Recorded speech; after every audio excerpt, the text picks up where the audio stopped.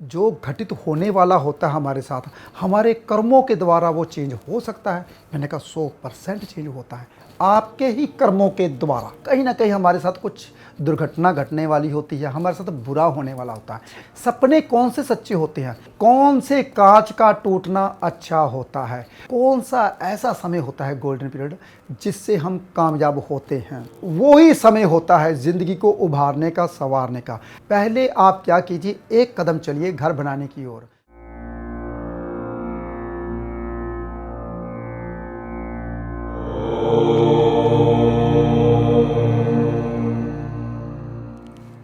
नमस्कार जी, मैं Shifali secret of your life program में आपका तहे दिल से स्वागत करती हूँ। एक बार फिर से आपके सामने हाजिर हैं। जीवन में अगर मुश्किलें हैं तो उनके समाधान भी हैं। आज इस शो में ऐसी बातें होंगी जो आपको ये जानने में मजबूर कर देंगी कि आप वाकई में सही कर रहे हैं। तो आइए जानते हैं प्रोफेसर गुरदीप रोड़ा साहब से। लेकिन पहले हम आपको बता दें, अगर आप हमारे चैनल पर नए हैं तो हमारे चैनल को लाइक करें, सब्सक्राइब करें और बेल आइकन का बटन दबाना बिल्कुल भी ना भूलें, क्योंकि जब भी हम नया वीडियो डालेंगे तो आपको वीडियो जो है, नोटिफिकेशन जो है वो आपको जल्द से जल्द आ जाएगा। तो आइए स्वागत करते हैं प्रोफेसर गुरदीप रोड़ा साहब का। प्रोफेसर साहब, ओम नमः शिवाय। नमस्कार। प्रोफेसर साहब, पहले तो आपसे ये कंप्लेंट है कि आप जो है वो जल्द से जल्द एपिसोड नहीं बना पाते। तो इसके बहुत सारे कारण भी हो सकते हैं, लेकिन इसके बारे में बात करेंगे आपसे। लेकिन पहले मैं आपको बता दूं कि प्रोफेसर साहब, क्योंकि लोगों को इंतज़ार रहता है आपका कि आप कुछ नया लेकर आएंगे, क्योंकि आप रिसर्च करते रहते हैं, क्योंकि आपकी रिसर्च इतनी बड़ी होती है कि लोग हर बात को, आपकी हर बात को मानते भी हैं और आप पर पूरा ट्रस्ट भी करते हैं। घर में छोटी छोटी बातें जो हो जाती हैं, जैसे कुछ अनहोनी हो जाती है, जैसे कि मान लीजिए कांच का टूटना, कुछ लोग कहते हैं कि वो शुभ है, कुछ लोग कहते हैं कि वो अशुभ है। कौन से कांच का टूटना शुभ है, कौन से कांच का टूटना अशुभ होता है? बहुत अच्छा पूछा शिवाली जी, आपने क्वेश्चन आपने एक ही लिया। हर बात का जवाब मैं साइंटिफिक रीज़न से दूंगा कि आपके घर में जब भी कोई बर्तन टूटता है जी। उसका शुभ होता है या अशुभ होता है। शुभ और अशुभ कुछ भी नहीं होता। जी। आपके मन की सोच है कि आप उसको कैसे ले रहे हो। जी।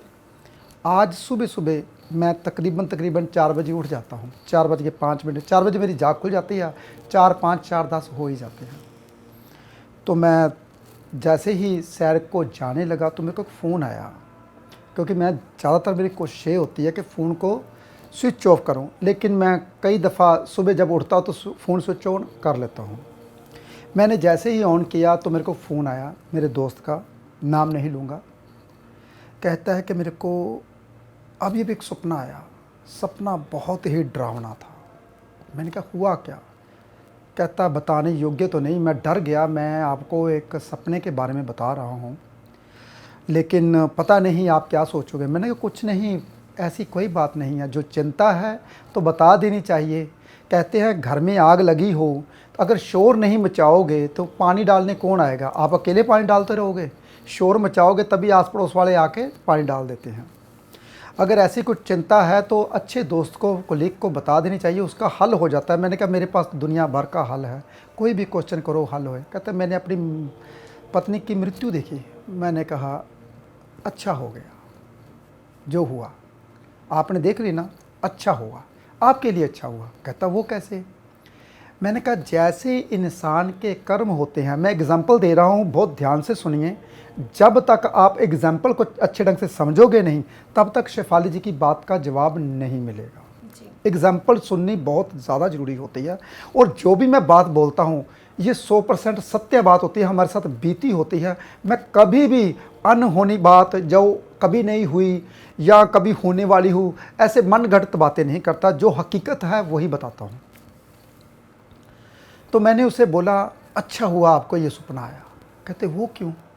मैंने कहा मान लीजिए आपने बहुत अच्छे कर्म किए, बहुत अच्छे कर्म किए, आपका कोई बुरा होने वाला था लेकिन आप अच्छे ही कर्म करते जा रहे हो, किसी का बुरा नहीं करते।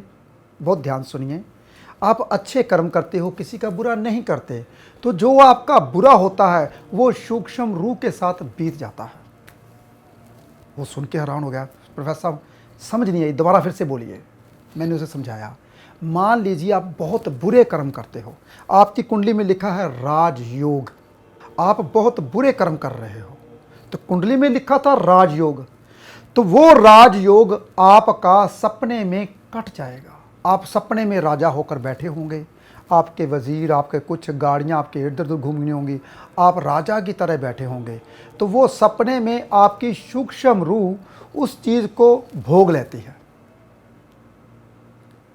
कहता है इसका ये मतलब है जो घटित होने वाला होता है हमारे साथ, हमारे कर्मों के द्वारा वो चेंज हो सकता है। मैंने कहा 100% चेंज होता है आपके ही कर्मों के द्वारा। जो आप कर्म करते हो, ज्योतिषी और एस्ट्रोलॉजर और आपको संत महंत अच्छे जो आपको बताते हैं, वो आपके कर्मों को ही इधर उधर कर देते हैं। आपने ये कर्म करना है, आपने ये करना है, ये दान पुण्य करना है, तो आपके कर्म अच्छे हो जाते हैं। जो आपके साथ घटित होना होता है या तो सपने में हो जाता है, नहीं तो वो ख़त्म हो जाता है। होता ज़रूर है लेकिन थोड़ा मोटा ही कष्ट पहुंचता है। जैसे कि आपने सपने में रो लिया, कष्ट कर लिया, तो वो क्या हुआ, आपके साथ जो बुरा होना था वो ख़त्म हो गया। लेकिन वो कहने लगा, प्रोफेसर साहब लेकिन कुछ लोगों के सपने सच्चे भी होते हैं। उनका सवाल का जवाब मैं वो भी आपको दे रहा हूँ। मैंने कहा बिल्कुल सपने सच्चे होते हैं, लेकिन कौन से सपने सच्चे होते हैं आपने कभी ज़िंदगी में ये सुनने की कोशिश ही नहीं की। सपने कौन से सच्चे होते हैं? मैंने कहा जो जागते समय आप देखते हो, सूर्य उदय के समय सपने देखते हो, वो सपने सच्चे होते हैं। कहते वो कैसे? मैंने कहा आप काम पे गए, आप काम पे जा रहे हो, एकदम से ऐसे बैठे, आपको 10 मिनट में सब कुछ दिख गया। आप कहते हैं ये क्या हो गया, मेरे साथ ऐसा घटित होने वाला है। वो घटित 5 या 10 मिनट के अंदर अंदर हो जाएगा। वो होती है इंट्यूशन पावर। जिसकी इंट्यूशन पावर बहुत अच्छी होती है, वो 5-10 मिनट पहले से ही उनको पता चल जाता है आज मेरा दिल नहीं करता ऑफिस जाने को, मैं जा नहीं सकता, चलो छोड़ो ऑफिस, मेरा दिल नहीं लग रहा, मैं जा रहा हूँ। गाड़ी पकड़ के आप निकलते हो, कोई ऐसा बंदा आपके पास आता है जो उस वक्त आपका नुकसान बचाने वाला था, लेकिन आप निकल गए। उनका फोन, यार मैं तो अभी भी आपके ऑफिस में आया था, मैं निकल गया जी, मैं बाद में आऊँगा, अच्छा कल आ जाना। उस वक्त जो उसके दिमाग में था वो कल भूल जाएगा, वो आपके लिए अच्छा ही करेगा। तो ये इंट्यूशन पावर होती है, ये सपने नहीं होते, हम इसको सपने ले लेते हैं। हर इंसान के पास इंट्यूशन पावर होती है, हर इंसान के पास इतनी बड़ी पावर होती है, वो अपनी पावर के द्वारा देख सकता है कि किसको क्या होने वाला है। पहले तो अपने आप को देखने की कोशिश करे, वो वहाँ तक पहुँचता नहीं है। तो हर इंसान को पता चल जाता है मेरे लिए अच्छा होना या बुरा होना, वो पहले से ही कदम पीछे कर लेता है। आज मैं जाता ही नहीं हूँ, आज मैं जा रहा हूँ, चलो लेट ही जाता हूँ, आज मैं लेट जाऊँगा। यानी कि उसकी पावर पहले से ही उसको बता देती है तेरे साथ कुछ ऐसा घटित होना है जो तेरे लिए बुरा है। तो ये जागते सपने देखते हैं वो घटित होते हैं, जो सोते हुए सपने देखते हैं वो अपने कर्मों के द्वारा, जो अपने कर्मों के द्वारा ही आपको वो ख़त्म कर देते हैं। अगर अच्छे कर्म करते हो तो आपके बुरे कर्म जो आपके साथ घटित होने थे वो सपने में ख़त्म हो जाते हैं। अगर आप बुरे कर्म करते हो तो जो आपके साथ अच्छा होना है तो वो सपने में ख़त्म हो जाता है। इसलिए कर्मों को अच्छा कीजिए। अब आई बात शेफाली जी की बात का जवाब, कौन से कांच का टूटना अच्छा होता है? जो ट्रांसपेरेंट कांच होता है उसका टूटना अच्छा होता है। अब ट्रांसपेरेंट कांच कौन सा होता है? गिलास का टूटना अच्छा होता है। अगर चीनी का कांच हो या कुछ हो, वो टूटना अच्छा नहीं होता। वो तो हमारा बर्तन टूट गया, देखा जाए तो वो कौन सा, वो शुक्र था जिसमें आप पानी पीते थे, शुक्र था। जो कांच का ग्लास होता है, ट्रांसपेरेंट होता है, वो भी शुक्र और बुध होता है, लेकिन ज़्यादातर बुध माना जाता है। तो बुध जब टूटता है कांच, वो शुभ माना जाता है। ये पुराने बुजुर्गों की कहावत है। लेकिन यहाँ पे अगर कहीं बुध ग्रह आपको नुकसान पहुँचाने वाला था, वो टूट जाता है, तो वो आपका नुकसान से बच सकते हो। बुध एक ऐसा ग्रह है जो पृथ्वी को संतुलन रखता है, बुध ग्रह ही है। बहुत ध्यान सुनिए, सूर्य, मंगल, चंद्र, गुरु, ये 4 ग्रह एक तरफ है। शनि, शुक्र, राहु, केतु, ये 4 ग्रह एक तरफ है। दोनों को बीच में लाइन लगा दी जाए तो बुध ग्रह बीच में आता है। वो इधर भी दोस्त है और उधर भी दोस्त है, वो संतुलन करता है।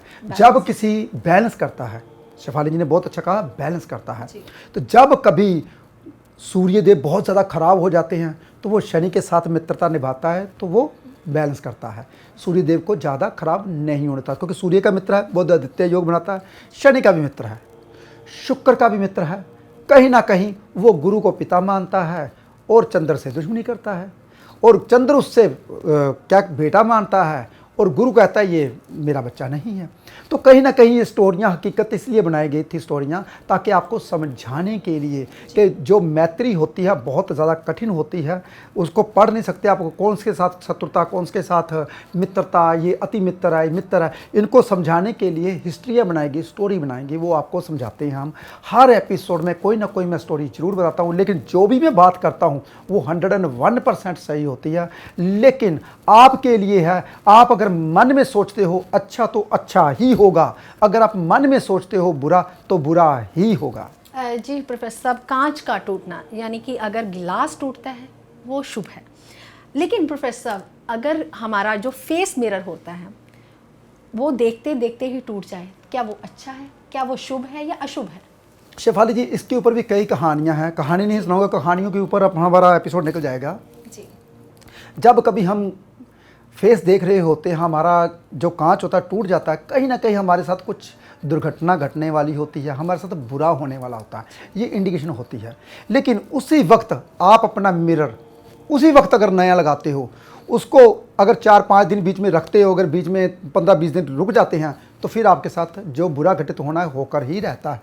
लेकिन फिर भी मैं बोलता हूँ, मन में पॉजिटिविटी रखिए, और हमेशा अगर कांच कभी देखने वाला टूटता है तो उसी टाइम बदला लीजिए, नहीं तो कहीं ना कहीं आपको नुकसान पहुंचाएगा। क्यों? क्योंकि देखने वाला कांच राहु होता है, वो आपकी असलियत दिखाता है आपको, वो आपको असलियत दिखाता है। बहुत ध्यान सुनिए, जो आपको आपका चेहरा दिखाता है, यानी कि आपकी असलियत दिखाता है, अगर वो टूटता है तो कहीं ना कहीं अशुभ माना जाता है, बहुत ज़्यादा देखते समय टूट जाए तो उसको उसी टाइम चेंज कर लेना चाहिए। और लेकिन मन से कोई भी बात नहीं रखनी चाहिए। उपाय लास्ट में जाते हुए जरूर बताऊंगा। जी प्रोफेसर साहब, यानी कि हम वीडियो के अंत तक बने रहें, आप ये कहना चाहते हैं।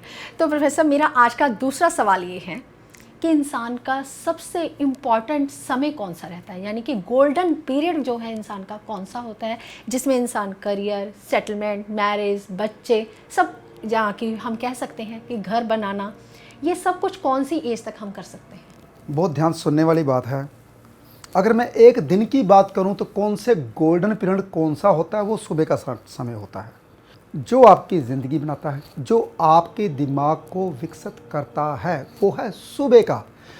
जो इंसान सुबह सूर्य उदय से पहले उठते हैं वो समय को जीत लेते हैं, उसकी ज़िंदगी में कभी कुछ खराब घटित नहीं होता। वो जब समय को जीत लिया, क्यों ना वो कामयाब होगा, सब कुछ होगा उसके साथ, हर चीज़ घटित होगी। लेकिन शेफाली जी ने पूछा कौन सा ऐसा समय होता है गोल्डन पीरियड जिससे हम कामयाब होते हैं। एक समय होता है 25 से लेकर 27-28 साल तक। ये समय बहुत अच्छा होता है हर इंसान का, लेकिन कुछ इंसान शुक्र की एज में शादी करवाते हैं, कुछ इंसान शुक्र की एज में कैरियर खड़ा करते हैं, कुछ इंसान पढ़ाई करने के लिए विदेश जाते हैं या विदेश से वापस आते हैं, कुछ ना कुछ। ये समय इंसान के लिए गोल्डन पीरियड होता है जब स्टार्टिंग करनी होती है। और इससे भी गोल्डन पीरियड कौन सा होता है, 36 से लेकर 42 साल तक, जिसमें वो अपना घर बनाता है, जिसमें वो अपना कैरियर खड़ा करता है, जिसमें वो अपना इमारत खड़ी करता है, अपनी इमारत पॉजिटिविटी की, अपनी इमारत जितने भी इंसान होते हैं उनके साथ मेल बर्ताव बढ़ाता है जब इंसान। तो 36 से लेकर 42 साल की एज होती है जिसमें इंसान कामयाब होता है। एक शुरुआत 25 से लेकर 27 साल तक की, उसके बाद कामयाबी वाली 36 से लेकर 42 साल तक। लेकिन उससे भी बढ़िया एक एज होती है, वो एज होती है जो इंसान सारी ज़िंदगी खो देता है, वो होता है 54 साल से लेकर 60 साल की ज़िंदगी। ये गुरु की एज होती है 54 साल से लेकर, लेकिन कोई लोग इसको संभाल नहीं पाते। रिटायरमेंट का समय होता है, और वही समय होता है ज़िंदगी को उभारने का, संवारने का। जब 54 साल की एज होती है, इंसान को न्यूट्रल होना चाहिए, लालच ख़त्म कर देने चाहिए, उसकी ज़िंदगी समझ लीजिए जो पिछले 50 साल रह गए वो खुश में बीतेंगे, गोल्डन पीरियड बीतेगा। लेकिन वो ही इंसान अपना गोल्डन पीरियड खो देते हैं जब 54 साल की उम्र आती है, उसमें अपना आपा खो देते हैं वो। जी प्रोफेसर साहब, आपने समय भी बताया और मुझे एज भी बताई, यानी कि 25 से लेकर हम बोल सकते हैं 55 तक, 54 तक हम कह सकते हैं कि ये गोल्डन पीरियड होते हैं इंसान के, जिसमें इंसान जो है वो करियर की शुरुआत करता है, सेटलमेंट करता है, मैरिज करता है, बच्चे पैदा करता है, कहीं ना कहीं घर भी बनाता है। तो प्रोफेसर साहब, ये आपने शुक्र से शुरू किया और गुरु पे ख़त्म कर दिया। तो प्रोफेसर साहब, आप थोड़ा सा डीपली ज्ञान देंगे कि हमें जो है कि किस एज में मैरिज कर लेनी चाहिए, किस एज में बच्चे पैदा कर लेने चाहिए और किस एज में अपना घर बना लेना चाहिए। शेफाली जी, जो घर बनता है जी। अगर 36 साल के बाद बनता है तो वो टिका रहता है, वो ज़िंदगी भर आपसे खो सकता, छीन नहीं सकता। जो 36 साल के बाद बनाते हो, अगर 42 साल के बाद बनाते हो, वो राहु की एज में घर बनता है, वो जल्दी से जल्दी निकल जाता है। और एज, मैरिज की एज किस एज में होने, 25 से लेकर 27 साल की एज में मैरिज करा लेनी चाहिए हर इंसान को। लेकिन जो इंसान कैरियर के चक्कर में कहते हैं कि पहले मेरा कैरियर बन जाए, पहले मैं कुछ खड़ा हो जाऊं, पहले मैं अपना सब कुछ बना लूं तो मैं मैरिज करवाऊंगा, वो लोग दूसरे लोगों से कहीं पीछे रह जाते हैं। जो उसके भाग्य में नहीं होता, उसकी पत्नी के भाग्य में होता है, पत्नी उसके भाग्य में लेकर आती है, वो खो देते हैं सब कुछ। जो मैरिज होनी चाहिए 25 से लेकर 27 साल की एज तक होनी चाहिए। लेकिन पहले बुजुर्ग बहुत ज़्यादा समझदार हुआ करते थे, वो गुरु की एज में ही मैरिज कर देते थे। 16 साल से लेकर 22 साल की एज तक, चाहे लड़का हो चाहे लड़की हो, वो मैरिज कर देते थे। वो कहते थे कहीं ना कहीं अगर बच्ची हमारे घर में आएगी तो टिक जाएगी, क्योंकि 18 साल 19 साल लड़की की होती, वो बच्ची होती है, वो जिस घर में जाती वैसे ही बन जाती है, वो सबको अपना बना लेते हैं, बच्चों की तरह प्यार करती है, सबको अपना बना लेती है। तो आजकल के माँ बाप कहते हैं कि कैरियर शुरू हो जाए, तो कैरियर होगा तभी हमारी बच्ची का कुछ ना, पढ़ी लिखी होगी तो तभी आगे जाके कुछ करेगी। आजकल ज़माना चेंज हो चुका है, लेकिन ज़माने के साथ ज़रूर चलना चाहिए। हाँ, 25 से लेकर 27 साल तक अगर इस एज में मैरिज करवाती हो तो बहुत बढ़िया रहती है। जी प्रोफेसर साहब, अगर किसी की मैरिज ना हो पा रही हो तो उसके लिए भी उपाय बताएं। मैरिज के लिए बहुत आसान उपाय है। कोई भी दुनिया में अगर इंसान है तो कोई उपाय करने की ज़रूरत नहीं, सुबह जल्दी उठना चाहिए। जो बच्चे सुबह जल्दी नहीं उठते वो ज़िंदगी में कभी कामयाब नहीं हो पाते। लेकिन मैरिज की रही बात, जो इंसान बन ठन के रहते हैं, अपना ध्यान रखते हैं, अपनी फिगर का ध्यान रखते हैं, मैंने मोटा तो नहीं हो रहा तो मेरे को पतला होना चाहिए, मैं पतला तो नहीं हो रहा मेरे को खाना चाहिए, मेरी स्किन जो है सुकड़ तो नहीं रही, झुर्रियाँ तो नहीं पड़ रही, मुझे सैर करनी चाहिए, कहीं मेरे आँखों के नीचे डार्क सर्कल तो नहीं पड़ रहे, तो मुझे खीरा वगैरह हरी चीज़ें खानी चाहिए। तो ये चीज़ें, जब आपका लीवर तगड़ा रहेगा तो आपके मुंह के ऊपर, फेस के ऊपर शाइयाँ नहीं रहेंगी, कोई भी आपके निशान नहीं रहेगा, आप हमेशा तंदुरुस्त रहोगे और हेल्दी रहोगे। लेकिन ये चीज़ें कौन समझाएगा? आजकल तो कोई समझाता नहीं है। हमारा ये एक चैनल है the secret of your life, जिसमें हम आपको जीना सिखाते हैं कि इंसान को जीना कैसे चाहिए। लेकिन आप अगर खाने पीने का ध्यान करते हो तो ज़िंदगी में कभी सेहत खराब नहीं रहती। अगर आप कुदरत में देखिए, सुबह का समय होता है 5 बजे से लेकर शाम के 7 बजे तक गर्मियों में, सर्दियों में होता है 7 बजे से लेकर शाम के 5 बजे तक। उस वक्त हम क्या करते हैं, लाइटों में बैठ जाते हैं, कमरे के भीतर बैठ, जैसे हम भी लाइटों में बैठे हुए हैं, हमने भी शो करना है इसलिए लाइटों में बैठते हैं। अगर हमने कुंडली वगैरह देखनी तो हम ऊपर जाकर कुंडलियाँ देखते हैं।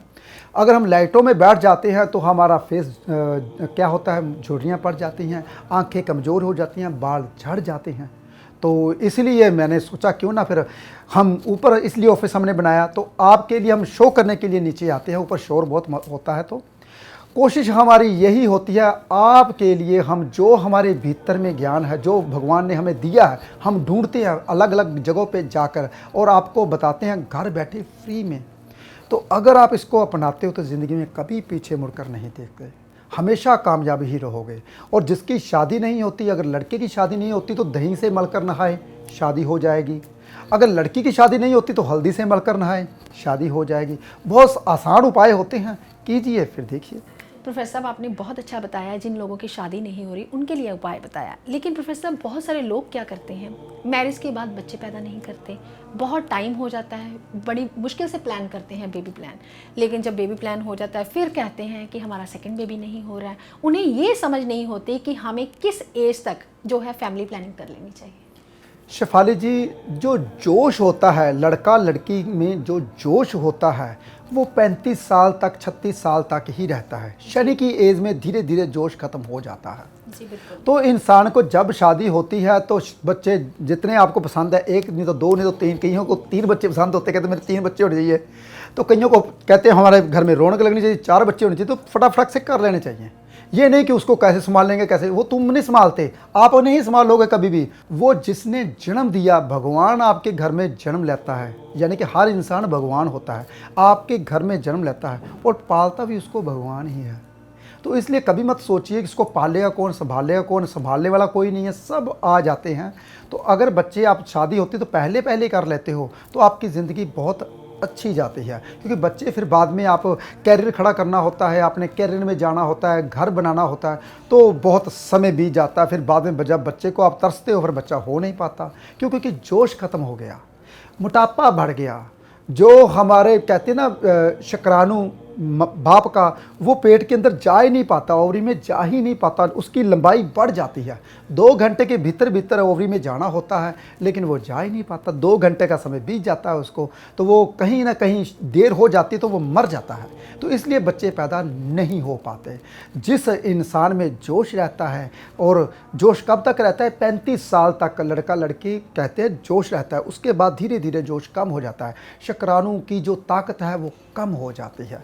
तो इसलिए बहुत सारी बातों का ध्यान देना पड़ता है। तो अगर बच्चा लेना चाहते हो जब शादी होती है तभी लेना चाहिए। जी प्रोफेसर साहब, अभी आपने शादी के बारे में बता दिया, बच्चों के बारे में बता दिया, लेकिन घर बनाने की बात आई। अभी आपने बोला कि जो घर जो है 36 साल की एज के बाद मिलता है वही स्टेबल रहता है, लेकिन बहुत सारे ज्योतिषी जो हैं, मैं किसी का नाम नहीं लेना चाहती, लेकिन वो कह देते हैं कि आप 42 साल के बाद घर बनाना, शायद उनका शनि अष्टम में होता है तो वो घर बना नहीं पाते। 42 साल की जब एज आती है तो थोड़ा सा बिजनेस जो है अप एंड डाउन चल जाता है, तब भी नहीं घर बना पाते। तो प्रोफेसर साहब, ये घर बनाने का जो सही समय है वो भी हमें बताइए, और जिनका घर नहीं बन पा रहा उनके लिए भी उपाय बताएं। देखिए शेफाली जी, हम ना उद्यम नहीं करते जी। मैं हर इंसान को अपनी एग्जांपल देता हूँ, चाहे मेरे पास पैसा हो चाहे नहीं हो, मैं कहता हूँ आप पहला कदम बढ़ाइए, 9 कदम भगवान खुद में खुद आपके रास्ते खोल देगा। आप कदम तो बढ़ाइए। नहीं नहीं, मेरे तो शनि बैठा अष्टम में जी 42 साल के बाद, नहीं जी मेरा शनि तो 11वें 12वें बैठा 55 साल के बाद बनाऊंगा, मेरा शनि जी 10वें घर में बैठा तो बनाए घर। ये सारी बातें पीछे, उपाय की बातें पीछे, जो आपके मन में सवाल, जो आपने डर बिठा रखा वो सब पीछे। पहले आप क्या कीजिए, 1 कदम चलिए घर बनाने की ओर, घर बनाना शुरू कीजिए, मेरी गारंटी अपने आप बन जाएगा। जो इंसान कहते हैं कि मेरा घर नहीं बन पा रहा, घर, वो उद्यमी नहीं है। एक इंसान था, अंबाले में है, नाम नहीं लूँगा, वो उसकी सारी ज़िंदगी, बच्चे बड़े बड़े हो गए, बीए कर ले, एमबीए कर ले, वो क्वार्टर में रहते थे। मैंने उसको बोला, नाम नहीं लूँगा उनका, वो मेरे बहुत अच्छे अजीज़ दोस्त हैं। एक दफ़ा उनकी घरवाली आ गई, प्रोफेसर साहब आपके पास आके हर चीज़ हमें मिली लेकिन घर नहीं बन पा रहा, क्या करें हम। तो मैंने कहा घर नहीं बन पा रहा, मैं कहा आज के बाद घर बन गया। मैंने उसको बुलाया, मैंने कहा राणा जी बात सुनिए, बहुत ध्यान, मेरे मुंह से राणा जी निकल ही आया। मैं कहा बात सुनिए, मेरे पास बैठी यहाँ पे। मैंने कहा पैसे की जरूरत है, मैं दूंगा, चलो घर बनाइए।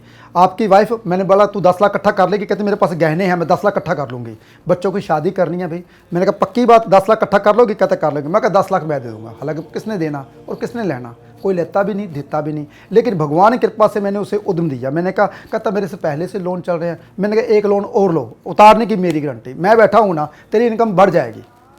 उस इंसान ने कहता प्रोफेसर साहब देख लो फंसा मत देना। मैं कहा मैं बैठा हूँ, मैंने आपको बोला। वो बेचारा पैसे लेने भी नहीं आया और कोठी बहुत अच्छी बन गई, जो सपने में भी नहीं सोची थी। वो कहते हैं आज प्रोफेसर साहब आपकी किस्मत से हमें सब कुछ मिल गया। तो किसने किया, उसके उद्यम ने। अब वो बोले प्रोफेसर साहब ने सब कुछ किया, ये गलत बात है।